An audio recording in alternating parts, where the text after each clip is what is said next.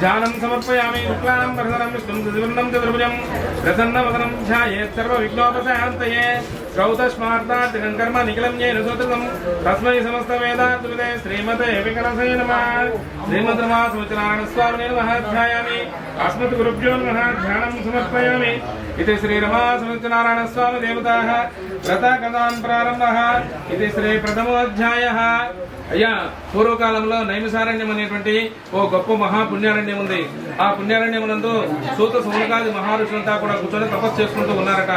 ఆ విధంగా తపస్సు చేసుకున్నటువంటి వాళ్ళందరిలో కల్లా ఆ పెద్దవాడైనటువంటి సూత మహాముని గురువుగా ఎన్నుకొని ఆ మిగిలినటువంటి శిష్యులంతా కూడా ఆయన శిష్యరికం చేస్తూ ప్రతిరోజు తపస్సు చేసుకుంటున్నారు. వాళ్ళకి ఏమైనా సందేహాలు సహాయం కావాల్సి వస్తే ఆ గురువు గారి దగ్గరికి వెళ్ళి చర్చించుకుంటూ అట్లా కాలాన్ని వెళ్లదీస్తూ ఉన్నారట.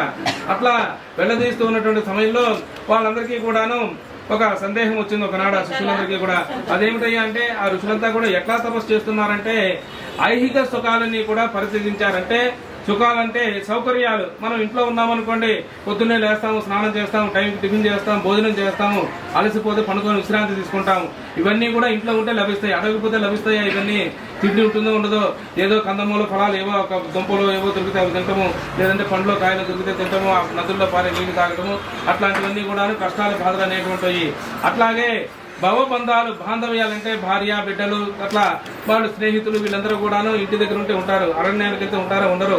ఆ యొక్క భవబంధాలు ఐహిక సుఖాలన్నీ కూడా త్యజించేసేసి వాళ్ళు తపస్సు చేసుకుంటూ ఉన్నారు మోక్షం కోసము.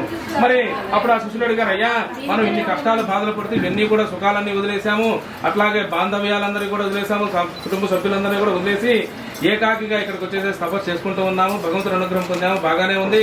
మరి భూలోకంలో కోట్లాది మంది జిల్లంతా కూడా ఉన్నారు కదా, వాళ్ళకి భగవంతుడు అనుగ్రహం కలగాలంటే ఎట్లా స్వామి మరి ఇట్లా కష్టపడి తపస్సు చేయటమేనా, లేకపోతే ఏమైనా తేలికమైనటువంటి సులభమైనటువంటి మార్గం ఏదైనా ఉందా?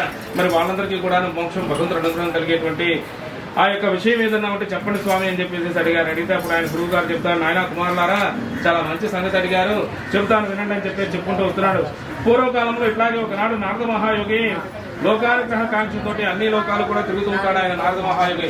అట్లా తిరుగుతూ ఒకనాడు ఈ భూలోకంలో నుంచి వెళ్తూ భూలోకంలో ఉన్న జనులందరినీ కూడా చూసేసరికల్లా కూడా ఆ భూలోకంలో ఉన్న జనులంతా కూడాను వాళ్ళ వాళ్ళ జన్మల్లో వాళ్ళు చేసినటువంటి పాపాల వల్ల, పెద్దవాళ్ళైనటువంటి వాళ్ళ పూర్వీకులు చేసినటువంటి పాపాల వల్ల అనేక రకాలైనటువంటి కష్టాలు పడుతున్నారు, బాధలు పడుతూ ఉన్నారు, నష్టాలు క్లేశాలు రోగాల వల్ల పీడింపు పడుతూ ఉన్నారు. ఈ విధంగా కష్ట నష్టాలు బాధలన్నీ కూడా పడుతూ ఉన్నటువంటి జనులు చూసి నారద మహాయోగి చెల్లించిపోయాడు. అయ్యో జనులంతా కూడా కష్టాలు పడుతూ ఉన్నారే, మరి కష్టాలు తీరడానికి ఏమిటి మార్గం కనుక్కుందామని చెప్పేసి ఆ యొక్క సృష్టి స్థితి లయకారకుడైనటువంటి శ్రీమన్నారాయణ దగ్గరికి వెళదాము, ఆయన అయితే ఏదైనా మంచి సలహా ఇస్తాడు శ్రీ మహావిష్ణు దగ్గర అని చెప్పేసి నేరుగా వైకుంఠ లోకానికి వెళ్ళాడు. వెళ్ళేసరికల్లా కూడా అక్కడ శ్రీ మహావిష్ణు ఎట్లా ఉన్నాడా అంటే తత్ర దేవం నారాయణం శుక్లవర్ణం సంగచక్ర సకామనమాలా విభూషితం. ఆ యొక్క శ్రీ మహావిష్ణువు పాలసముద్రంలో శేషతల్పంపై నిలిచి ఉన్నాడు. శంఖచక్ర గదాయుధాలన్నీ కూడా ధరించి శ్రీదేవి భూదేవి సమేతంగా అత్యంత వైభవోపేతంగా వెలిగిపోతున్నాడు ఆయన శ్రీమన్నారాయణుడు మహానుభావుడు. అంత గొప్పగా ఉన్నటువంటి ఆ యొక్క శ్రీ మహావిష్ణువును ప్రసన్నం చేసుకోవడానికి కోట్లాది మంది ఋషులు, యక్షులు, కిన్నెర, కింపురుషులు, గంధర్వులంతా కూడా ఎదురు చూస్తూ ఉన్నారు. ఎవరికి తోచిన విధంగా వాళ్ళు ప్రయత్నం చేస్తున్నారు. తపస్సు చేసేవాళ్ళు తపస్సు చేస్తున్నారు, అర్చన చేసేవాళ్ళు అర్చన చేస్తున్నారు, ధ్యానం చేసేవాళ్ళు ధ్యానం చేస్తున్నారు, ప్రార్థన జపం చేసేవాళ్ళు జపం చేస్తున్నారు, స్తోత్ర పఠనాలు చేసేటువంటి వాళ్ళంతా కూడా ఆ విధంగా ఎవరికి తోచిన విధంగా వాళ్ళు ఆ యొక్క శ్రీమన్నారాయణుడి అనుగ్రహం పొందడానికి వాళ్ళ ప్రయత్నాలు చేస్తూ ఉన్నారు. అట్లా ప్రయత్నిస్తున్న సందర్భంలో ఈ నారద మహాయోగి వైకుంఠ లోకానికి వెళ్లి దేవదేవ నమో నమః శ్రీమన్నారాయణ అనుకుంటూ నమస్కారం చేసుకుంటూ ప్రార్థించుకుంటూ వెళ్ళాడు. వెళ్ళేసరికి ఆ శ్రీ మహావిష్ణువు చూశాడు. ఏమయ్యా నారద మహాయోగి ఏమిటి విశేషాలు, ఎక్కడి నుంచి వస్తున్నావు, ఏమిటి నీ మనసులో ఏం కోరిక ఉంది, ఎక్కడికి వస్తున్నావు, ఏంటి సమాచారాలు ఏమిటని అడిగాడు. అయితే అప్పుడు ఆయన చెప్పాడు, ఏమీ లేదు నాయన, నేను భూలోకం నుంచి వస్తున్నాను. ఈ భూలోకంలో ఈ కలియుగంలో జనులంతా కూడాను చాలా కష్టాలు బాధలు పడుతూ ఉన్నారు. వాళ్ళు చేసినటువంటి ఆ యొక్క పాపాలన్నిటి కూడా వాటి నుంచి బంధులైపోయి వాటి నుంచి విముక్తి కాలేక చాలా కష్టాలు బాధలు అనుభవిస్తున్నారయ్యా. మరి వాళ్ళ కష్టాలు తొలగిపోవటానికి ఏదైనా ఉపాయం ఉంటే చెబుతావేమో అని చెప్పేసి నీ దగ్గరికి వచ్చానని చెప్పేసి ఆ నారద మహాయోగి చెప్పాడు. చెప్పేసరికి శ్రీ మహావిష్ణువు అన్నాడు, అయ్యా నీవు త్రికాల జ్ఞానివి, త్రిలోక సంచారివి, నీకు తెలియనటువంటి విషయాలు నాకు తెలుస్తాయా, నాకన్నా కూడా నీకే ఎక్కువ విషయాలన్నీ కూడా తెలుసు. కాకపోతే నా నోట్లో నుంచి వినాలని చెప్పేసి నువ్వు అనుకుంటూ ఉన్నావు కాబట్టి చెబుతాను విను అని చెప్పేసి చెప్పుకుంటూ వస్తున్నాడు. ఈ కలియుగంలో హరిహర హిరణ్యగర్భ త్రిమూర్త్యాత్మక అనంతలక్ష్మి సమేత సత్యనారాయణ స్వామి అని చెప్పేసి సత్యదేవుడు రూపంలో ఆ యొక్క అనంతగిరి అంటే ఆ యొక్క అన్నవర క్షేత్రంలో రత్నగిరి కొండలపై వెలిసి ఉన్నాడు. ఆ సత్యనారాయణ స్వామి అంటే వేరే ఎవరో కాదు, సాక్షాత్తు శ్రీ మహావిష్ణు స్వరూపమే. కాబట్టి ఆ సత్యనారాయణ స్వామి రూపంలో వెలిసినటువంటి నన్ను ఎవరైతే కొలుస్తారో, నా పూజ ఎవరైతే చేస్తారో ఈ కలియుగంలో వాళ్ళందరికీ కూడాను ఈ యొక్క భగవంతుడు అనుగ్రహం అనేటువంటి కలిగి తద్వారా వాళ్ళు చేసినటువంటి పాపాలన్నిటి నుంచి బంధాలన్నిటి నుంచి కూడా విముక్తి పొంది సమస్త శుభాలన్నీ కూడా పొందుతారు నాయన. ఇది చాలా సులభమైనటువంటి మార్గం కలియుగంలో భగవంతుడు చేరుకోవడానికి. ఇంతవరకు ఈ దేవరహస్యం ఎవరితో చెప్పలేదు. నీవు లోక కళ్యాణార్థం జనుల మేలుకోరు అడుగుతున్నావు కాబట్టి చెప్తున్నాను నాయన నారద మహాయోగి. కాబట్టి ఇంత విశేషమైనటువంటి సత్యనారాయణ స్వామి పూజ చేస్తుంటే జనులందరికీ కూడా సమస్త శుభాలన్నీ కూడా కలుగుతాయి. చాలా సులభంగా భగవంతుడి యొక్క అనుగ్రహాన్ని పొందుతారు అని చెప్పేసి తెలియజెప్పడం జరిగింది. ఈ విధంగా నారద మహాయోగి సాక్షాత్ ఆ శ్రీ మహావిష్ణువే ఈ సత్యనారాయణ స్వామి వారి వ్రత రహస్యాన్ని గురించి చెప్పాడు నాయన అని చెప్పేసి ఆ గురువు గారు శిష్యులకు చెప్పాడు. చెప్పేసరికల్లా కూడా మరి ఆ శిష్యులుగా అయ్యా మరి గురువు గారి వ్రతాన్ని ఎప్పుడు చేసుకోవాలి, ఏ విధంగా చేసుకోవాలి, మరి ఆ వివరం అంతా కూడా చెప్పండి స్వామి అని చెప్పేసి అడుగుతాడు. అడిగితే అప్పుడు ఆయన చెప్తాడు, నాయన ఏకాదశంజ్ఞాం పౌర్ణమ్యేరం సంక్రమణ దినాయన మాసే మాసే వర్షే వర్షే కృతం సత్యనారాయణ వ్రతం ఇదం పుణ్యఫలం. ఈ సత్యనారాయణ స్వామి వారి వ్రతాన్ని ఎప్పుడు చేసుకోవాలయ్యా అంటే శ్రావణ మాసమందు కానీ, మాఘమాసమందు కానీ, వైశాఖ మాసమందు కానీ వచ్చేటువంటి శుభదినాలు చేసుకోవాలి. లేదంటే ప్రతి నెలలో కూడా ఏకాదశి అనేటువంటి తిథి 2 సార్లు వస్తుంది, పౌర్ణమి అనేటువంటి తిథి వస్తుంది, మాస సంక్రాంతి అనేటువంటి రోజు వస్తుంది. అంటే ప్రతి నెలలో కూడాను సూర్యుడు ఒక రాశి నుంచి ఇంకో రాశికి మారుతూ ఉన్నటువంటి రోజుని మాస సంక్రాంతి అంటారు. మాస సంక్రాంతి దినమందు సత్యనారాయణ వ్రతాన్ని చేసుకోవాలి. అదేవిధంగా మన ఇంట్లో ఏదైనా శుభకార్యాలు, వివాహం కానీ, గృహప్రవేశాలు కానీ, ఉపనయనాలు కానీ శుభకార్యాలు జరిగినప్పుడు ఈ సత్యనారాయణ వ్రతాన్ని చేసుకోవచ్చు ఆయన. అట్లే మనకి ఏదైనా కష్టాలు బాధలు కనుక కలిగి ఉండి ఏదైనా సరే తీరనటువంటి కోరికలు కానీ, ఏదైనటువంటి బాధలు కానీ, కష్టాలు కానీ మనల్ని బాధిస్తూ ఉంటే ఆ కష్టాలకు వరదేరడానికై ఈ సత్యనారాయణ వ్రతాన్ని చేసుకోవచ్చు. వ్రతాన్ని శక్తి కొలది నెలకు ఒకసారి చేసుకోవచ్చు, లేదంటే సంవత్సరంలో ఒకసారైనా సరే చేసుకోవచ్చు. మనకి ఎప్పుడైతే భగవంతుడు అనుగ్రహం కావాలి అనుకుంటున్నామో అప్పుడల్లా ఈ వ్రతాన్ని చేసుకోవచ్చు ఆయన. వ్రతాన్ని చేసుకునేటువంటి వాళ్ళు ఓపిక కనుక ఉన్నట్లయితే బంధువుల్ని, స్నేహితుల్ని, ఆత్మీయుల్ని, మిత్రుల్ని అందరినీ పిలిచి చేసుకోవచ్చు. ఓపిక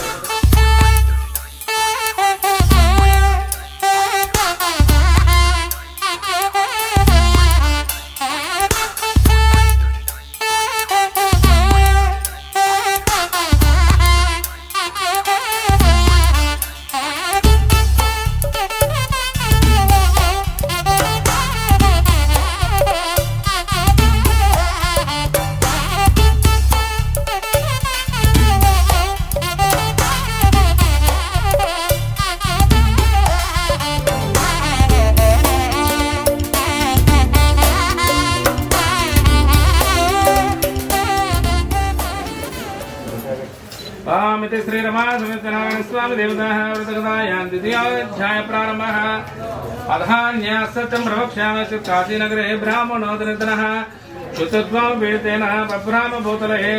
సరే, ఈ విధంగా చెప్పిన తర్వాత ఆ గురువు గారిని శిష్యులు అడిగారు, అయ్యా గురువు గారు మరి పూజ అయితే చేసుకోవాలని చెప్పారు, మరి ఈ పూజని భూలోకంలో ఎవరైనా చేసుకున్నారా, వాళ్ళకి ఏ విధంగా అయినా భగవంతుడు అనుగ్రహం కలిగిందా, అట్లాంటి వాళ్ళ చరిత్ర కదంటే చెప్పండి స్వామి అని చెప్పేసి అడిగారు.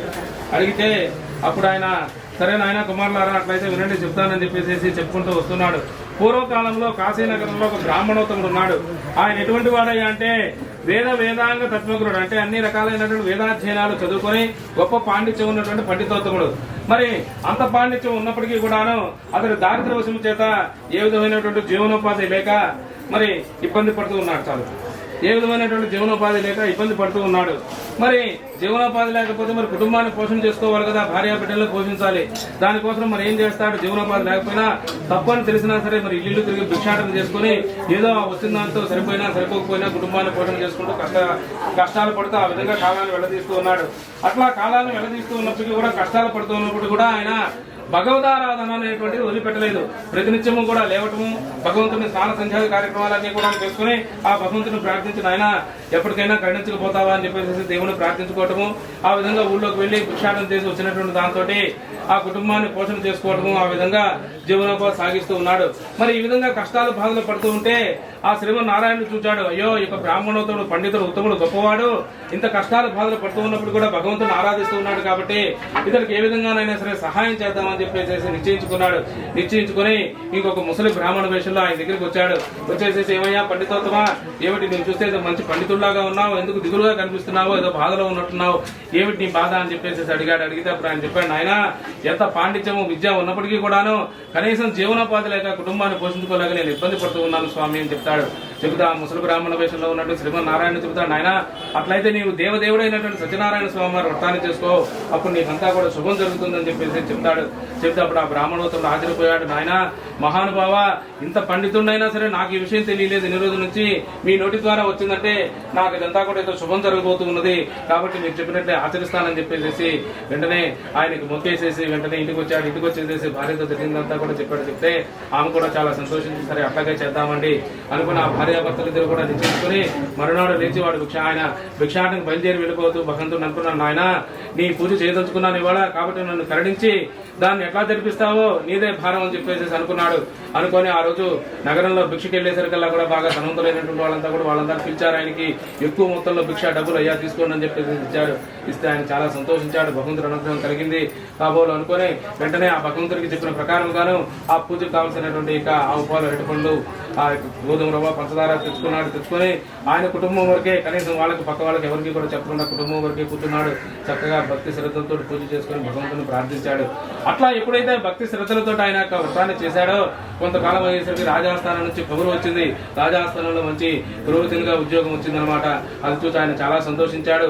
ఆహా, ఒకసారి వ్రతం చేస్తేనే ఎంత గొప్ప విశేషమైనటువంటి ఫలితం లభించిందో అని చెప్పేసి ఆ తదనంతరం కూడాను వీలు కుదిరినప్పుడల్లా ఏకాదశి, పౌర్ణమి తిథులందు ఈ వ్రతాన్ని చేస్తూ ఆ వ్రత ప్రభావం చేత ఆ భగవంతుడు అనుగ్రహాన్ని పొంది రాజా అనుగ్రహంతో సకల సిరి సంపదలన్నీ కూడా సంతరించుకున్నాడు.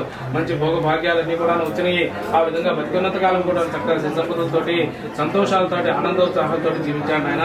కాబట్టి ఈ విధంగా వ్రతాన్ని చేసి ఆ బ్రాహ్మణోత్తముడు భగవంతుడు అనుగ్రహాన్ని పొందాడు అని చెప్పేసి ఆ గురువు గారు చెప్తే అప్పుడు శిష్యులు అడిగారు, అయ్యా మరి గురువు గారు ఈయన ఒక్కడైనా, ఈ మంత్రులు గారైనా లేకపోతే ఇంకా ఎవరైనా వ్రతం చేసుకున్నారో మరి వాళ్ళ కథ కూడా ఉంటే చెప్పండి స్వామి అని చెప్పేసి అడుగుతారు. అడిగితే అట్లా అయితే ఆయన వినండి అని చెప్పేసి ఆయన చెప్పుకుంటూ వస్తుంటాడు.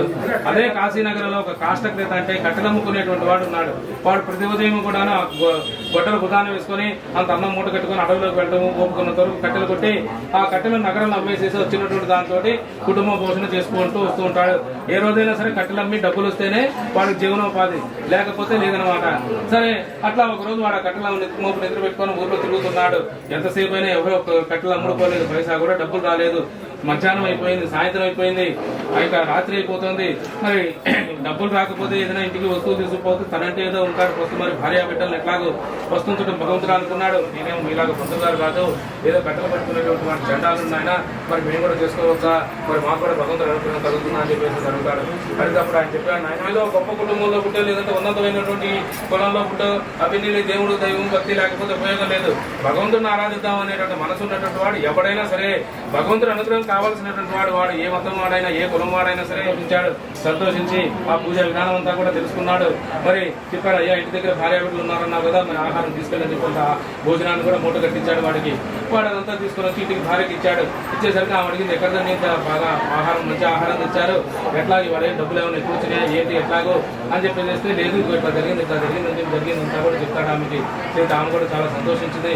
అట్లయితే మరి మనం కూడా చేస్తున్నామండి, చేసుకోతున్నారు కాబట్టి మనం కూడా ఈ వృతాన్ని చేసుకుందామని చెప్పేసి కొంత భార్యాభర్తలు నిశ్చయించుకున్నారు. ఎప్పుడూ కాదు మొదనాడే చేసుకుందామని చెప్పేసి నిశ్చయించుకొని ఇంకా రాత్రి కాలం అంతా కూడా వాళ్ళకి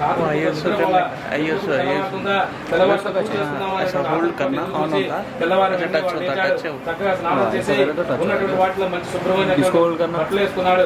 చేసుకుని ఆ గడ్డలు మిగిలిన మోపు నిద్ర పెట్టుకున్నాడు. అయ్యా సత్యనారాయణమూర్తి, ఈ రోజు నేను ఈ వ్రతం చేసుకోదలుచుకున్నాను కాబట్టి నాకు కట్టెల మీద ఎంత సొమ్మైతే వస్తుందో ఆ సొమ్ము పెట్టి నేను వ్రతం చేసుకుంటాను, కాబట్టి నన్ను కరుణించమని చెప్పేసి భగవంతుడి మీద భారం చేసి నగరంలో అమ్మడానికి వెళ్ళాడు. వెళ్ళేసరికల్లా కూడా ఆ రోజు బాగా ధనవంతులైనటువంటి వాళ్ళకి బాగా ఎక్కువగా కట్టెలు అవసరమైనాయి అనమాట. అయ్యేసరికి ఎక్కువ బాగా డబ్బులు వేసేసి ఆ కట్టెలన్నీ కూడా అతను చాలా సంతోషించాడు. రోజుల కంటే చాలా ఎక్కువ ధనం లభించింది అనుకున్నాడు. ఆహా, భగవంతుడు అనుగ్రహం కలిగింది అని చెప్పేసి ఆ ధనాన్నంతా కూడా విచ్చేసేసి భగవంతుడికి మాట ఇచ్చిన ప్రకారం గాను ఆ యొక్క వ్రతానికి కావాల్సినటువంటి ఆవు పాలు, అరటిపండు, గోధుమ పంచదార, పూలు ఏదో కావాల్సినటువంటి తులసి దళాలు సేకరించుకున్నాడు. ఇలా పంతులు గారు చెప్పాడు, అయ్యా మీరు చెప్పారు పూజ చేసుకోమని, నేను తెచ్చుకున్నాను, నేను పూజ చేసుకున్నాను అంటే సరే బలాయన అని చెప్పి ఆయన కూడా వచ్చాడు. వాళ్ళ కుటుంబం వరకు కూర్చున్నారు. భక్తి శ్రద్ధతో భగవంతుని ఆరాధించాడు, భగవంతుడి పూజ చేశాడు. ఆ తీర్థ ప్రసాదాలన్నీ కూడా తీసుకొని భగవంతుని ప్రార్థించాడు. అట్లా ఎప్పుడైతే ఆ కట్టెలు కొట్టుకునేటువంటి వాడు యొక్క భక్తి శ్రద్ధలతో పూజా కార్యక్రమాన్ని చేశాడో వాడు దారిద్ర్యం అంతా కూడా తొలగిపోయింది. వ్యాపారం కూడా కొద్దిగా పెరగసాగింది. అవసరం అవుతున్న ఎక్కువ, అందుకని బాగా మరిన్ని కట్టెలు తెచ్చి ఇంటి దగ్గర నాకు పెట్టుకోవడం, ఇంటి దగ్గర అసిస్టెంట్లు పెట్టుకున్నాడు. అట్లా రోజు రోజుకి కూడా పెరిగి వ్యాపారం పెరుగుతుంది. ఆ చుట్టూ వాడు చాలా సంతోషించి ఈ యొక్క ఏకాదశి పౌర్ణములందు మళ్ళా విడకుండా వ్రతం చేస్తున్నాడు. సంవత్సరానికి 6 నెలలకు ఒకసారి. ఆ వ్రతం చేత ఆ వ్యాపారంలో బాగా మంచి ఉన్నతమైనటువంటి స్థితికి వెళ్ళిపోయి మహేశ్వరుడు అయితే అయ్యాడు. చాలా గొప్ప స్థితికి చేరిపోయాడు అనమాట. ఆ విధంగా చిన్న కూడా భగవంతుని ఆరాధిస్తూ భగవంతుని అనుగ్రహం చేత సకల సుఖభోగాలన్నీ కూడా అనుభవించి అత్యంత మోక్షాన్ని పొందాడు ఆయన. కాబట్టి ఈ విధంగా ఈ సత్యనారాయణ స్వామి వారు వ్రతాన్ని చేసినటువంటి ఇక బ్రాహ్మణోత్తముడు కానీ కట్టెలు కొట్టేటువంటి వాడు కానీ భగవంతుని యొక్క అనుగ్రహాన్ని చూపించారు. ఈ వ్రతాన్ని చేసి అని చెప్పేసి ఆ గురువు గారు మనకు చెప్పడం జరిగింది. ఇది శ్రీ రమా సత్యనారాయణ స్వామి దేవతా నమస్తే.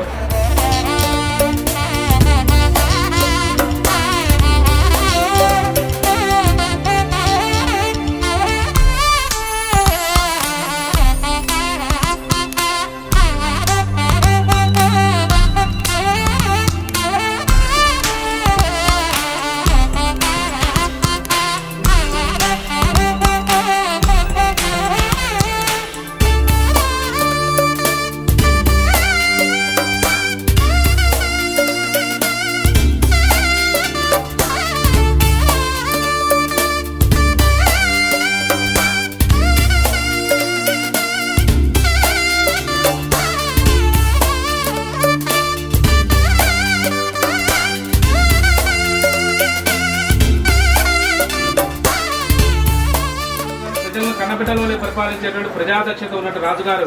అంతేకాకుండా సమస్త ఇంద్రియాలన్నీ కూడా జయించినటువంటి జితేంద్రియుడు ఆ రాజుగారు. అంతటి గొప్ప మహారాజు.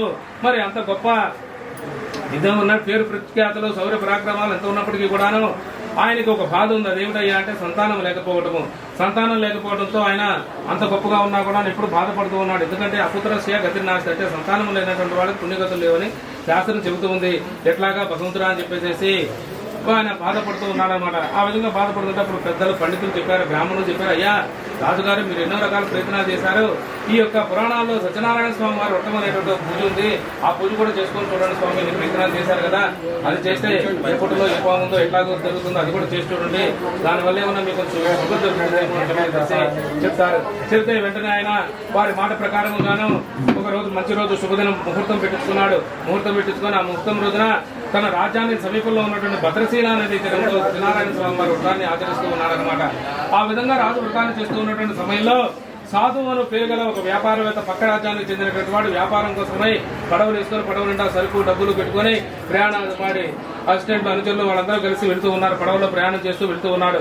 వెళుతూ ఉంటే ఒడ్డుని రాజుగారు చేసేటువంటి వ్రతాన్ని చూశాడు. చూసేసేసి పడవలన్నీ కూడా ఒడ్డుకు చేర్పించేసేసి ఆ యొక్క పూజా కార్యక్రమం అంతా అయిపోయేంత వరకు ఉన్నాడు. అయిన తర్వాత తీర్థప్రసాదాలు స్వీకరించి వెళ్ళిపోతూ రాజుగారిని అడిగారు, అయ్యా రాజుగారు ఏమిటి మీరు చేసినటువంటి కార్యక్రమం, పూజా కార్యక్రమం ఎందుకు చేశారు? ఇదేదో చాలా విశేషంగా ఉంది, నేను ఎప్పుడు చూడలేదే అని చెప్పేసి ఆయన చెప్తాను, నాయన ఇది సకల వాంఛాసిద్ధి కలిగించేటటువంటి సత్యనారాయణ స్వామి వారి వ్రతం ఆయన అని చెప్తారంటే అన్ని కోరికలు నెరవేర్చేటువంటి సత్యనారాయణ వ్రతం అని చెప్తే అప్పుడు వాడు అడుగుతారు, అయ్యా మీరు కోరికలన్నీ జయించిన తర్వాత జితేంద్రుడు అయ్యారు కదా, ఇంకా ఏమి కోరుకుని వ్రతాన్ని చేస్తూ ఉన్నారు అని చెప్పేసి అడిగాడు. అడిగితే అప్పుడు ఆయన చెప్పాడు, నాయన నేనేదో భోగభాగ్యాలు లేదంటే ఇంకా ఎక్కువ రాజ్యమో సంపద కావాలని కాదు, నాకు సంతానం లేదు, ఆ సంతానం కోసమై ఆ యొక్క వ్రతాన్ని చేస్తూ ఉన్నాను నేనని చెప్పారు. చెప్తే అప్పుడు ఆ వ్యాపారస్తుడు అడిగారు, అయ్యా ఈ వ్రతాన్ని చేసుకుంటే సంతానం కలుగుతుందా రాజుగారు అంటే అవన్నీ నేను పరీక్షించలేదయ్యా, పెద్దవాళ్ళు బ్రాహ్మణులు చెప్పారు, రాజుగారు చేయండి చేసి చూడండి భగవంతుడి అనుగ్రహం కలుగుతుందని చెప్పేసి వారి మాట ప్రకారం నేను ఆచరించాను అని చెప్పేసి వాడు సరే ఈ వ్రతం చేయవలసిన విధానం అంతా కూడా తెలుసుకున్నాడు. ఇది సరే ఇవన్నీ మనకెందుకు మన వ్యాపారానికి సమయం అవుతుందని చెప్పేసి ఆ పడవ వేసుకుని వాడు వెళ్ళిపోయాడు. అట్లా ఎప్పుడైతే రాజుగారి వ్రతాన్ని చేశాడో ఆయనకు ఆ భగవంతుడి దయ వల్ల మంచి తేజోవంతమైనటువంటి శౌర్య పరాక్రమాలు ఉన్నటువంటి కుమారులు జన్మించారనమాట. జన్మించేసరికల్లా కూడాను ఆ వార్త అంతా కూడా రాజ్యంలో అందరూ తెలిసింది, రాజుగారు వ్రతాన్ని చేశారు, సంతానం కలిగిందని అందరూ సంబరాలు పండుగ చేసుకుంటూ ఉన్నారు. అదేవిధంగా ఈ వాతావరణం పండుగ వాతావరణం ఈ విషయం అంతా కూడాను అన్ని రాజ్యాలు పక్క రాజ్యాలన్నింటిలో కూడా తెలిసింది, ఫలానా రాజుగారు వ్రతాముకుడు ఈ యొక్క వ్రతాన్ని చేస్తే సంతానం కలిగిందట, కుమారులు జన్మించారట, అనేటువంటి వార్త ఈ పక్క రాజ్యంలో ఈ సాధు అనేటువంటి వాడి భార్య లీలావతి అనేటువంటి ఆమె ఉంటుంది. ఆమెకి కూడా వింటుందన్నమాట. వినేసేసి అనుకుంటుంది ఓహో సంతానం, ఎందుకంటే వాళ్ళకి వివాహం చాలా కాలం అవుతుంది, సంతానం లేరనమాట. లేకపోయేసరికి ఆమె ఉంటుంది ఓహో వ్రతం చేసుకున్నట్లయితే సంతానం కలిగింది కదా, మనం కూడా భర్త వ్యాపారం నుంచి తిరిగి వస్తే చేసుకుందాం వ్రతం అని చెప్పేసి ఆలోచన చేస్తుంటుంది. ఆ విధంగా భర్త వ్యాపారం ముగించుకొని తిరిగి వచ్చిన తర్వాత ఒక రోజు ఉండి అడుగుతుంది, నాదా ఆ రాజుగారు వ్రతాన్ని చేస్తే సంతానం కలిగిందట, మరి మనం కూడా వ్రతాన్ని చేసుకుందామండి, ఆచరిద్దాము అని చెప్పేసి అడిగినప్పుడు వాడు ఉన్నట్టు అవును ఆ వ్రతం జరిగిన రోజు నేను కూడా అక్కడే ఉన్నాను, మార్గ మధ్యలో ఎత్తు చూశాను, అంతా కూడా చాలా గొప్పగా విశేషంగా ఉంది, సరే మనం కూడా అట్లాగే చేసుకుందామని చెప్పేసి నిశ్చయించుకొని ఆ భార్యను కూడా తీసుకుని భార్యా సమేతంగా దైవ సాన్నిధ్యం భగవంతుడి దగ్గర ఉంచు ఎదురుగా, నాయన సత్యనారాయణమూర్తి నీ అనుగ్రహం వల్ల మాకు సంతానం కలిగితే వ్రతాన్ని చేస్తానని చెప్పేసి ప్రతిజ్ఞ చేశాడు ఆ యొక్క వ్యాపారస్తుడు. అట్లా ఎప్పుడైతే వాడు మరి ప్రతిజ్ఞ చేశాడో ఆ విధంగా మరి ఇక్కడ ఒక చిన్న తేడా గమనించారు మీరు కదంటున్నావు నుంచి ఏం తేడా ఏం జరిగింది చెప్పు. ఇక్కడ ఒక చిన్న విశేషం డిఫరెన్స్ ఏం చెప్పు. రాజుగారు ఎట్లా పుట్టారు? అదే కరెక్టే, రాజుగారు ఏం చేశాడు? అందుకే ఇక్కడ కాన్సన్ట్రేషన్ ఉండాలి. రాజుగారు ఏం చేశాడు? ఆ పండితులు బ్రాహ్మణులు చెప్పారు అయ్యా పూజ చేసుకుని రాజుగారు అంటే భగవంతుడిని నమ్మాడు, పూజ చేశాడు, సంతానం కలిగింది. ఇక్కడ వీడేం చేశాడు? ఇప్పుడే చెప్పాడు పూజ ఏం చేశాడు? చేయలా, పూజ చేయలా, నువ్వు వెళ్ళా, కాన్సన్ట్రేషన్ వెళ్ళా. దేవుడి దగ్గరికి వెళ్ళి నాకు సంతానం కలిగితే వ్రతాన్ని చేస్తానని చెప్పేసి భగవంతుడు కూడా కండిషన్ పెట్టాడు. అంటే రాజుగారి లాగా ముందుగా చేయలే, దేవుడిని కూడా నమ్మలేవాడు. ఎందుకంటే వ్యాపారం అంతా బిజినెస్ మైండెడ్ అనమాట. రూపాయి ఖర్చు పెడితే మనకి తిరిగి వస్తుందో నష్టపోతామో అనేటువంటి ఆలోచనతో ఖర్చు పెట్టలేవాడు ముందుగా. రాజుగారేమో భగవంతుడిని నమ్మాడు, వ్రతం చేశాడు, సంతానాన్ని పొందాడు. వీడు అట్లా దేవుడిని కూడా నమ్మలేదనమాట. భగవంతుడు కండిషన్ పెట్టాడు నాకు సంతానం కలిగితే వ్రతాన్ని చేస్తాను అని. సరే కానీ భగవంతుడు అనుకున్నాడు ఏమైనా కానీ మీ నోట్లో నుంచి వ్రతం చేస్తాననేటువంటి మాట అయితే వచ్చింది కదా, అది తీసుకొని భగవంతుడు సరేనని చెప్పేసి వాడికి అనుగ్రహాన్ని ప్రసాదించాడు. కొంతకాలం అయిన తర్వాత ఆ భార్య గర్భవతి అయింది. 9 మాసాలు నిండిన తర్వాత చక్కటి అమ్మాయికి జన్మనిచ్చింది. ఆ అమ్మాయి ఎట్లా ఉందో అంటే శుక్లపక్ష చంద్రరేఖ వల్ల, అంటే పౌర్ణమి నాడు చంద్రుడు చూడడానికి ఎట్లా ముచ్చటగా కళకళలాడుతూ ఉంటాడో అంత అందంగా ఉంది అమ్మాయి. అమ్మాయి కళావతి అని చెప్పేసి పేరు పెట్టుకున్నాడు. అల్లారు ముద్దుగా గారాభంగా పెంచుకుంటూ ఉన్నాడు. ఎందుకు వాడి దగ్గర బోల్డంత ఐశ్వర్యం ఉంది, చక్కగా బాగా మంచి పని వాళ్ళందరూ బాగా గారాభంగా పెంచుకుంటూ అట్లా కొంతకాలం అయిన తర్వాత భార్య ఉండి అడుగుతుంది ఏమండి మనకి సంతానం కలిగితే వ్రతం చేస్తామని చెప్పేసి భగవంతుడు ప్రతిజ్ఞ చేశారు కదా, భగవంతుడు మనకు ఆ భాగ్యాన్ని ప్రసాదించాడు, ఎప్పుడు వ్రతం చేసుకుందామండి అని చెప్పేసి అడుగుతుంది. అడిగేసరికి వాడు అంటాడు ఆ సంతానం ఏముంది రాజుగారి లాగా ఏమన్నా అబ్బాయిలు పుట్టారైంది, అమ్మాయే కదా పుట్టింది, ఈ అమ్మాయికి ఇంకా ముందు బోల్డెన్ ఖర్చులన్నీ ఉంటాయి కదా, పెళ్లి చేయాలి, ఇంకా బోల్డెన్ ఖర్చులన్నీ ఉంటాయి కదా, అప్పుడు చేద్దాం పెళ్లి ఎప్పుడు చేద్దాం లేపు అని చెప్పేసరికి ఇంకా ఆమె కూడాను మరి ఎవరికైనా సరే మన పని జరగడానికి ముందు ఉన్నటువంటి ఆతృత పని అయిపోయిన తర్వాత ఉండదు ఎవరికి కూడా. రోడ్డు మీదకి వెళ్ళాము, అర్జెంట్ గా స్టేషన్కి వెళ్ళాలి, ట్రైన్ టైం అయిపోతుంది, ఆటో వాడు 100 కాదు 200 కాదు 500 అడిగినా ఇచ్చేసి వెళ్ళిపోతుంది, ఎందుకంటే రైలు మిస్ అవుతుంది. అదే ప్రయాణం టైం బాగా ఉందనుకో, ఎక్కువ టైం ఉందనుకోండి, ఎక్కువ టైం ఉంటే వాడు 100 అడిగితే 100 ఎందుకు 30 రూపాయలు పెడితే బస్సు ఎక్కిపోతాం కదా అని చెప్పేసి ఎవరైనా అంటారు. పనికి జరగడానికి ముందు ఉన్నటువంటి ఆతృత పని అయిపోయిన తర్వాత ఎవరికి కూడా ఉండదు. వాడికి కూడా భగవంతుడితో అవసరం తీరిపోయింది, సంతానం కలిగింది. ఇంకా ఆమె కూడా సరే భర్త చెప్పాడు, భర్త మాటకి ఎదురు చెప్పేటువంటి పరిస్థితి లేదు ఆమెకి. సరేనని చెప్పేసి భర్త చెప్పాడు కదా, కానీ చూద్దాం ఇప్పుడు పెళ్ళప్పుడు చేద్దాం అంటున్నాడు కదా, ఆమె కూడా కాకుండా అవుతుంది. భగవంతుడు అనుకున్నాడు వీడు సంతానం కలిగితే వ్రతాన్ని చేస్తానన్నాడు, కానీ నాకు అబ్బాయిలు పుడితే చేస్తా అమ్మాయిలు పుడితే చేయను ఇవన్నీ చెప్పలేదు కదా, సంతానం కావాలన్నాడు ప్రసాదించాను, కానీ వీడు ఇట్లా అంటాడేమిటి, సరే కానీ చూద్దాం ఒక అవకాశం ఇచ్చి చూద్దాం. తప్పు, ఎందుకంటే భగవంతుడు కూడా తొందరపాటు అవకాశాలు ఇచ్చుకుంటూ పోతూ ఉంటాడు అన్నమాట. ఎక్కడైనా వీడు ఆ చేసినటువంటి పొరపాటు సరిదిద్దుకుంటాడేమో అనేటువంటి దృష్టితోటి సరేనని చెప్పేసి అవకాశాన్ని ఇచ్చాడు. ఆ కాలం గడిచిపోతూ ఉంది. అమ్మాయి పెరిగి పెద్దదై యుక్త వయస్కురాలైంది, వివాహ వయసుకు వచ్చేసింది. అమ్మాయికి పెళ్లి చేద్దామని చెప్పేసి నిశ్చయించుకొని మరి అల్లుడు ఎట్లాంటి వాడు కావాలి, వాడి సంపదను వృద్ధి చేసేటువంటి వాడు కావాలి, అత్తమామలు చూడాలి, అమ్మాయిని బాగా చూసుకోవాలి, ఇన్ని రకాలైన లక్షణాలు ఉండాలి వాడికి. బాగా రాజ్యాలన్నీ కూడా తిరిగాడు, మంచి రాజ్యాలన్నీ తిరిగి వాడికి అన్ని రకాలుగా పరీక్షించి వీడైతే నాకు సరిపోతాడు అనేటువంటి ఒకరిని ఎన్నుకున్నాడు. వాడిని తీసుకుని వచ్చి అమ్మాయినిచ్చి దేవేంద్ర వైభోగంగా వివాహాన్ని చేశాడు. అంత గొప్పగా ఘనంగా పెళ్లి అయితే చేశాడు, కానీ ఆ పెళ్లి టైంలో కూడా ఇక వ్రతం అనేటువంటి మాటను పూర్తిగా మర్చిపోయాడు. వివాహం అయిపోయింది, తర్వాత కార్యక్రమాలన్నీ కూడా అయిపోయిన తర్వాత ఆ వచ్చినటువంటి అల్లుని కూడా తీసుకుని వాడు వ్యాపార నిమిత్తం అల్లుని తెచ్చుకుని వ్యాపారం వృద్ధి చేయడానికి అందుకని వాడిని కూడా తీసుకుని ఇద్దరు మామాళ్ళు ఇద్దరు కూడా వ్యాపారం కోసమే పక్కనే ఉన్నటువంటి చంద్రకేతు మహారాజు పరిపాలించే రాజ్యానికి వెళ్ళి వ్యాపారాన్ని చేస్తూ ఉన్నారు. భగవంతుడు అనుకున్నాడు ఒరే వీడు కోరికని కోరుకున్నాడు. సంతానం కలిగితే వ్రతం చేస్తా అన్నాడు, చేయలేదు. వివాహ సమయంలో చేస్తా అన్నాడు, చేయలేదు. ఇప్పుడు భగవంతుడికి మనం పూజ చేస్తాను, భగవంతుడే అడగల వాడిని, ఎవరైనా వ్రతం చేసుకో నీకు ఇచ్చేస్తానని. వాడే దేవుడి దగ్గరికి వెళ్ళి అడిగాడు. అడిగినప్పుడు మరి ఆ కోరిక నెరవేర్చాలి కదా, మరి నెరవేర్చలేదంటే ఇప్పుడు భగవంతుడు ఎవరిని కూడా నన్ను పూజ చేయండి, నన్ను ఆరాధించండి అని చెప్పడు. మన అవసరం కోసం మనం భగవంతుడి దగ్గరికి వెళ్తూ ఉన్నాము. మరి ఆ అవసరం తీరిపోయిన తర్వాత భగవంతుడు మర్చిపోతే ఎట్లాగో, మరి మళ్ళీ భగవంతుడు ఎట్లా గుర్తుకొస్తాడు? మళ్ళీ ఏదైనా అవసరం వస్తే, కష్టం వస్తేనే భగవంతుడు గుర్తుకొస్తాడు. అందుకని భగవంతుడు కూడా అనుకున్నాడు, ఓహో వీడి కష్టమన్నా కలిగితే ఏమన్నా నన్ను గుర్తు చేసుకుంటాడేమో అని చెప్పేసి వీడికి కఠినమైనటువంటి కష్టాలు కలగాక అని చెప్పి ఒక చిన్న శాపాన్ని ఇచ్చాడు. అట్లా ఎప్పుడైతే ఆ శాపగ్రస్తుడే భగవంతుడి అనుగ్రహాన్ని కోల్పోయాడో, వాళ్ళు వ్యాపారం చేస్తూ ఉన్నటువంటి సమయంలో ఒకనాడు రాత్రిపూట ఆ రాజుగారి ధనాగారంలో దొంగలు పడి డబ్బులు బంగారాన్ని దోచుకొని పారిపోయి వస్తారనమాట. పారిపోయి ఆ ధనాన్ని తీసుకుని వస్తుంటే అప్పుడు ఆ రాజభటులు చూసి వాళ్ళని వెంబడించుకొని వస్తుంటే ఆ దొంగలు భయపడిపోయి, అమ్మో రాజభటులు గమనించారు మనం దొంగతనం చేసిందని చెప్పేసి ఆ దోచుకొచ్చిన ధనాన్ని బంగారాన్ని అంతా కూడా ఎక్కడైతే ఈ మామూలు బస్ చేసి ఉన్నారో ఆ సత్రం దగ్గర పడేసి అక్కడి నుంచి వాళ్ళు పారిపోయి వెళ్ళిపోతారు. వీళ్ళు ఏమిటా బయట అలజడి గుర్రాల శబ్దాలు ఏంటా అని చెప్పేసి వాళ్ళు నిద్రపోతున్న వాళ్ళ నటరాత్రులు ఏంటి శబ్దాలు అని చెప్పేసి వాళ్ళకి భయం. వాళ్ళు వ్యాపారస్తులు ధనం ఉంది కదా, మన మీద ఎవడన్నా వచ్చాడో ఏంటో అని చెప్పేటువంటి భయంతో వాళ్ళు చూస్తున్నారు. ఎవరు లేరు, మనుషులు లేరు, ఏమి లేరు, మూటలు పడేస్తున్నాయి. ఏందా మూటలు అని చెప్పి పరిశీలిద్దామని దగ్గరికి వస్తారు. సరిగ్గా అదే టైంకి రాజభట్లు వచ్చేసారు. వాళ్ళని అమ్ముడిస్తూ వాళ్ళు కనిపించలేదు, దొంగలు కనిపించలేదు, వీళ్ళు కనిపించారు. ఆ ధనం, రాజుగారి ధనం అదంతా కూడా కనిపించింది. ఓహో వీళ్ళే దొంగలు అనుకున్నారు. కట్టి బంధించి పదట్రా పోదామని చెప్పారు. అయ్యే ఏంటి మీరు మమ్మల్ని ఎందుకు తీసుకెళ్తున్నారు? వీళ్ళు గట్టిగా దబాయిస్తే ఇదిగో రాజుగారి ధనం కనిపిస్తుంటే ఇంకా మీరు దొంగలు కాదు బుకాయిస్తారా, పదని పోదామని చెప్పేసి కట్టి బాట తీసుకెళ్ళిపోయి రాజుగారు ముందు పడేశారు. అయ్యా రాజుగారు ధనాగారంలో దొంగలు పడ్డారు, అయితే దొరికారు, వాళ్ళని తీసుకుని వచ్చాము ధనంతో సహా, వీళ్ళని విచారణ చేసి శిక్షించండి అని చెప్పేసి రాజుగారికి విన్నవించుకున్నారు ఆ రాజభటులు.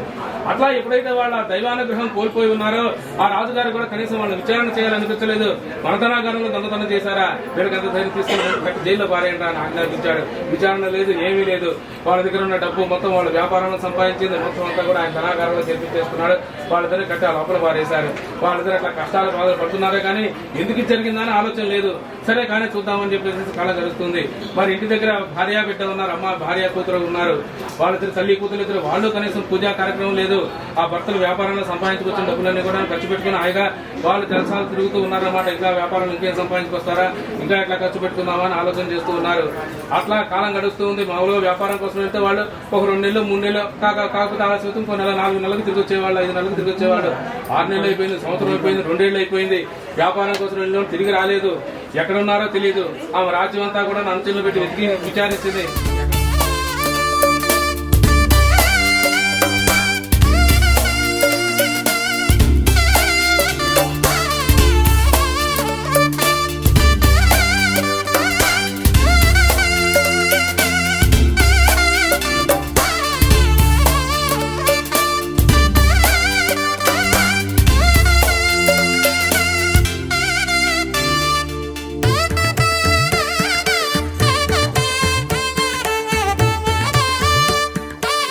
అట్లా ఉన్నటువంటి దుర్గుణాలకు తోడుగాను వాడికి ఎప్పుడైతే గొప్పగా రాజుగారు ఘనంగా పొగిడి ధనం అంతా కూడా ఇచ్చి పంపించాడో వాడికి అహంకారం కూడా పెరిగిపోయింది అనమాట. అహంకారం అంటే ఏంటంటే, అహంకారం ఎప్పుడైతే వస్తుందో అది పతనానికి నాంది అనమాట ఎవరికైనా కూడాను. మరి వాడంతట అహంకారంతో వచ్చినటువంటి ఆయన ఎవరో తెలుసుకుందాం అనేటువంటి కనీసం విచక్షణ జ్ఞానం కూడా లేకుండా, నువ్వెవరో మాకు తెలియదు, మేమెవరో నీకు తెలియదు, నేరుగా వచ్చావు సహాయం చేయమన్నావు, మాకేం ఎందుకంటే పనేం లేదనుకున్నావే, పొమ్మన్నాడు. పొమ్మనేసరికి భగవంతుడు చూసి, నాయన అట్లా కాదు, నువ్వేదో ధనవంతులాగా ఉన్నా సహాయం చేస్తామని వస్తే ఏమీ లేదు పొమ్మంటావేంది, ఎందుకు నాకేం సహాయం చేయలేవా ఏమిటి అని చెప్పేసి బాగా సూటిగా అడుగుతాడనమాట. ఏం సమాధానం చెబుతాడా వీడని అనేసరికల్లా కూడాను వాడికి ఇంకా కోపం చిరెత్తిపోయింది. ఎవరివయ్యా నువ్వు, అసలు మా దగ్గర ఏం లేదంటే ఎందుకు నువ్వేమిటి, నీకేం సహాయం చేయాలని రాసి పెట్టుందా, నీకేం భాగ్య నువ్వేమన్నా ఆ యొక్క అసలు చూస్తే దొంగలాగా ఉన్నావు, మా దగ్గర ఏముంటే నీకేమి ఆ పడవ నిండా ఏదో ఉంటే చెత్తా చెదారం డబ్బు అనుకుంటున్నావు, అదంతా కాదు, నీకేం దానం చేయడానికి ఏదో చెత్తా చెదారం ఆకులలో మేము ఏదో వైద్యాన్ని తీసుకొని పోతున్నాము అని చెప్పాడు. చెప్పేసరికి భగవంతుడు సరే నాయన అట్లాగా సరే సదాస్తు అని చెప్పాడు. చెప్పేసి ఆయన చెట్టు కింద కూర్చొని విశ్రాంతి తీసుకుంటూ ఉన్నాడు. వీటిని మన దగ్గరికి వస్తాడులే అని. సరే అయిపోయింది. వాడు పనులన్నీ ముగించుకొని పడవ దగ్గరికి వచ్చాడు. పడవ దగ్గరికి వచ్చేసరికి అప్పటిదాకా బాగా బరువుగా నిండుగా ఉన్నటువంటి పడవ గాలికి తేలాడుతూ, నీళ్ళలో తేలాడుతూ గాలి కట్టి ఊగులాడుతోంది. వాడికి అప్పుడే అనుమానం వచ్చింది. గబగబా పరిగెత్తుకుంటే పడవలో ఎక్కి చూశాడు. చూస్తే ఏముంది, చెత్తా చెదారం ఉంది. ఒకసారి భీతిలో మూర్చపోయేసరికి పక్కన మొహానికి నీళ్లు కొట్టాడు. లేచి కూర్చున్నాడు. లభో దిగో కుయ్యో మర్రో అని చెప్పేసి ఏడుస్తున్నాడు. ఏడుస్తుంటే అల్లుడు మంచి తెలివిగలవాడు, వాడు అన్ని చూసి పరీక్షించి చూసుకున్నాడు కాబట్టి వాడు తెలివిగలవాడు. చూశాడు ఏడాది తర్వాత, అయ్యా మామగారు ఎందుకయ్యా ఇప్పుడు ఏడుస్తావు, ఇందాక వచ్చినటువంటి ఆయన ఎవరు మహాత్ములాగా ఉన్నాడు, ఆయన చూస్తే పొమ్మని తిట్టావు, పోనీ అతనితో ఊరుకున్నావా, ఊరుకోకుండా మన దగ్గర చెత్తాచెదారం ఉందప్ప ఏమీ లేదు నువ్వు చెప్పావు, ఆయన పోతూ పోతూ తొడాస్తని చెప్పాడు. అప్పటి నుంచి కదా ఇట్లా జరిగింది, కాబట్టి ఇప్పుడు ఏం చేయడానికైనా సరే ఆయనకి శక్తి ఉందంటే మరిద్దరు కూర్చొని ఏడిస్తే లాభం లేదు, ఉండేదిగా ఒకరము.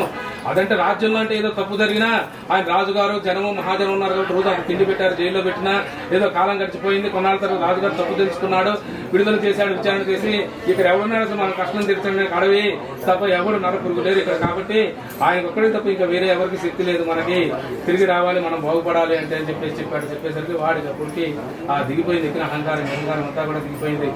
ఏముంది ఆయన దగ్గరికి వెళ్ళి కాళ్ళ మీద పడితే వచ్చేస్తుంది డబ్బు అనుకున్నాడు. సరే పోదాం అన్నాడు. పోయేసరికి వాడు పరమ దరిద్రుడైనా భగవంతుడు వాడి దగ్గరికి వచ్చాడు. వాడు గుర్తించలేకపోయాడు. ఆ శరీరంలో ఉన్నటువంటి దుర్గుణాలన్నీ కూడా కరిగిపోయి కేవలం శరీరం అంతా కూడా ఒక నిష్కల్మషంగా మారిపోయేంత వరకు వెతకలేక ఓపిక లేక కింద పడి బాధపడుతున్నాడు, ఏడుస్తున్నాడు, దినంగా దిగులు పడ్డాడు. అప్పుడు భగవంతుడు ఇంకా చాలు వీటికి శిక్ష అనుకున్నాడు. దగ్గరికి వచ్చి లేవరా లేపాడు. లేపితే చూసేసరికి భగవంతుడు వచ్చాడు. ఆయనకి దండం పెట్టడానికి, ఆయనకి ప్రార్థించడానికి కూడా ఓపిక లేదు. ఆయన అని చెప్పి దినంగా చూస్తున్నసరికి ఏరా ఇప్పుడు గుర్తుకొచ్చానట్రా, నేను ఎప్పుడో పెట్టబొట్ట ముందుకు చెప్పావు వ్రతం చేస్తానని చేయలేదు, కష్టాలు కలిగితే ఏమన్నా గుర్తు చేసుకుంటావేమో, భగవంతుని కనీసం నమస్కారం పెట్టదు, జైల్లో పడేశాను, అన్ని కష్టాలు అనుభవించా కానీ ఒకనాడు కూడా దేవుని తెలుసుకోలేదు. నువ్వు ఇంటి దగ్గర నీ భార్య బిడ్డ వ్రతం చేసి వాళ్ళు కోరితే వాళ్ళ కోరిక ప్రకారం విడుదల చేశాను. అప్పటికి రాజుగారు చెప్పాడు, ఏం చెప్పాడు, దైవ ప్రాతికూల్యం వల్ల అంటే భగవంతుడు అనుసరణ లేకపోవడం ఇట్లాంటి కష్టం వచ్చిందేమో మీకు అని చెప్పి హెచ్చరించి పంపించాడు. నీ దగ్గర లేకుండా చేశానని చెప్పాడు. చెబితే నాయన అట్లా కాదు, అజ్ఞానంతో మూర్ఖత్వంతో నీ మాయ తెలిగి ఇట్లా ప్రవర్తించాను తండ్రి, ఇక నుంచి నేను చెప్పినట్లే నడుచుకుంటాను, నిన్ను కొలుస్తానని చెప్పేసి విధాలుగా ఆ కాళ్ళు పట్టుకొని ఏడ్చేసరికి భగవంతుడికి ఇంకా అంతటా సంతృప్తి కలిగింది. వాడికి మొత్తం అంతా కూడాను మారిపోయాడని చెప్పేసి అనుకుని చక్కగా సరేలే ఇక నీకు శుభం జరుగుతుందని చెప్పేసి ఆశీర్వదించి పంపించాడు. ఆ విధంగా వాడు ఆ భగవంతుడి దగ్గర ఆశీర్వదించి తీసుకొని తిరిగి పడవ దగ్గరికి వచ్చేసరికల్లా కూడా ధనమంతా యథావిధిగా ఉంది.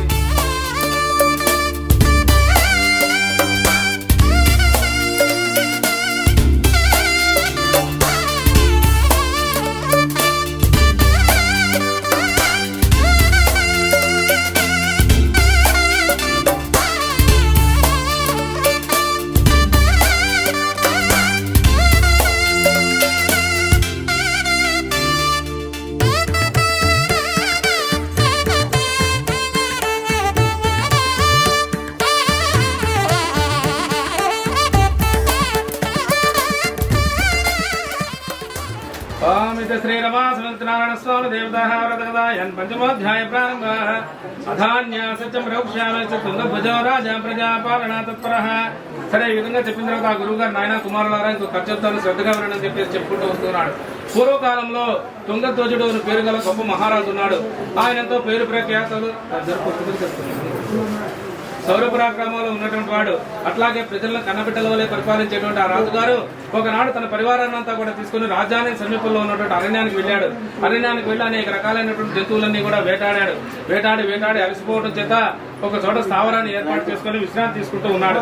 ఆ రాజుగారు ఇట్లా విశ్రాంతి తీసుకునేటువంటి స్థావరానికి సమీపంలో ఒక మారేడు చెట్టు కింద అడవి జాతికి చెందినటువంటి పిల్లలంతా కూడాను చేరి మామూలుగా సహజంగా పిల్లలు ఏంటంటే ఇంట్లో పెద్దవాళ్ళు ఏం చేస్తే అది చేస్తూ ఉంటారు అనమాట. అట్లాగే ఎప్పుడో ఎవరితోనో పూజ చేయడం చూశారు వాళ్ళు. చూసేసరికల్లా కూడా మరి ఆ పిల్లలంతా కూడా చేరి ఆ పూజా కార్యక్రమం చేసుకుందాం అని చెప్పేసి ఒక సత్యనారాయణ విగ్రహాన్ని తెచ్చారు. ఎక్కడో పెట్టుకున్నారు. వాళ్ళు తోచిన విధంగా ఆకులు అలములు పూలు అవన్నీ తెచ్చి పూజ చేశారు. అంతా కూడా అయిపోయింది. తీర్థ ప్రసాదాలు చేశారు. అట్లాగే పండ్లు అవన్నీ తెచ్చి దేవుడికి నివేదన పెట్టారు. తీర్థ ప్రసాదాలు తీసుకోవడానికి ప్రయత్నిస్తూ ఉన్న సమయంలో ఆల్రెడీ అయితే తిరిగి చూసేసరికి ఎవరైనా గమనిస్తే రాజుగారు స్థావరం ఏర్పాటు చేసుకుని ఉన్నారు. అయ్యో రాజుగారు వచ్చారు అనేటువంటి భక్తి భావంతో ముందుగా తీర్థాన్ని ప్రసాదాన్ని రెండు తీసుకుని వెళ్ళి రాజు ముంగట పెట్టేశారు. అయ్యా రాజుగారు మేము పూజ చేశామంటే ప్రసాదం ఇదిగో తీసుకోండి అని చెప్పేసి ఇచ్చారు. ఏదో ఆడుకుంటూ గొడవ చేసుకుంటూ ఉన్నారు. వాళ్ళు అయిపోయింది. మరి ఎప్పుడైతే ఈ రాజుగారి పిల్లలు ఇచ్చారు అనేటువంటి భావంతో భగవంతుని యొక్క ప్రసాదాన్ని తిరస్కరించాడు. మరి భగవంతుడి ప్రసాదం అంటే ఏమిటయ్యా? అది ఎంతో విశేషమైనటువంటి వస్తువు. అది భగవంతుడు అనుగ్రహం అనేటువంటి ఇప్పుడు మనం పూజ చేశాము లేదా ఇది చేశాము, మనకి భగవంతుడి అనుగ్రహం ఎట్లా కలుగుతుంది? దండం పెట్టుకోవడంతో ఏదో సినిమాలో చూపించినట్టు దేవుని పని నుంచి డబ్బులు వర్షం కురిపిస్తాడు ఇంట్లో లేదు. మరి భగవంతుడి అనుగ్రహం ఎట్లా కలుగుతుందంటే ఆ భగవంతుడిని నివేదించినటువంటి పదార్థం తింటే దాని ద్వారా మనకి భగవంతుడి అనుగ్రహం కలిగి